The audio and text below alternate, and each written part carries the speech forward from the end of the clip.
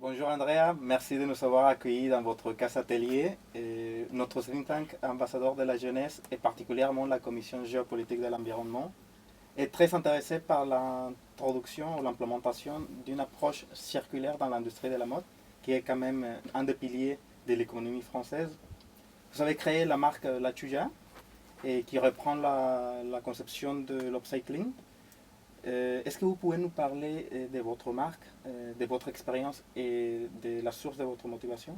Oui, bien sûr, merci beaucoup. La Chuya suit les principes de l'upcycling. On revalorise des vêtements déjà existants et on les mélange avec les tissus d'Amérique du Sud et qui vient de l'Équateur, de la ville d'Otavalo, et qui raconte plein d'histoires merveilleuses. Donc ça c'est une bonne idée pour revaloriser et aussi les donner une deuxième vie et que les gens connaissent la culture andine. D'accord.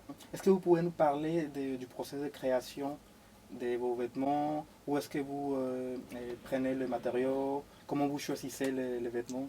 Oui, on choisit les vêtements chez Maus, par exemple, des ressourceries, et aussi des braderies, aussi des bead dressing sur Paris, parce que comme ça on s'inscrit dans l'économie circulaire, non? On ne jette pas.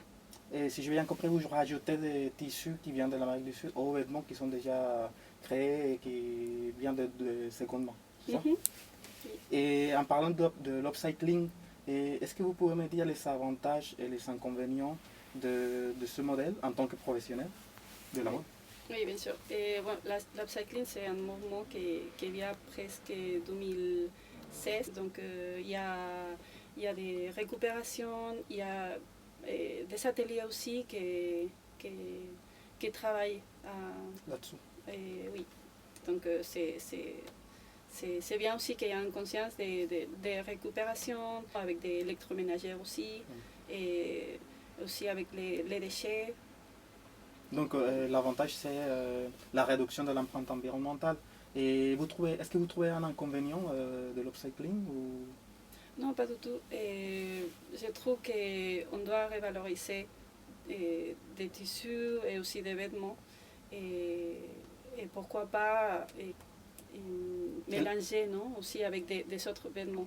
Avec des vêtements de bonne qualité. De bonne qualité, Voilà. bien sûr, oui, parce qu'on doit travailler avec les vêtements, donc c'est bien aussi de valoriser ça. Est-ce que vous considérez que les nouvelles générations sont plus engagées avec la nature ou bien que c'est juste une tendance éphémère ou passagère? Non, je ne pense pas que c'est une tendance éphémère. Je pense qu'il y a une nouvelle conscience avec la nature et ça va durer à long terme. D'accord.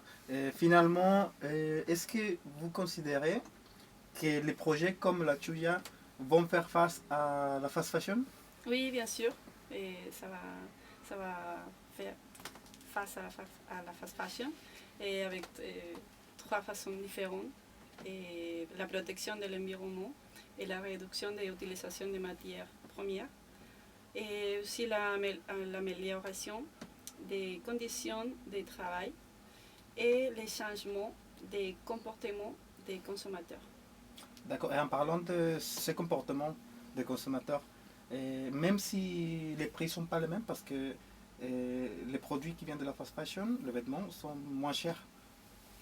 Oui, et bien sûr que c'est moins cher parce qu'on ne voit pas vraiment le travail humain qu'il y a derrière de chaque vêtement.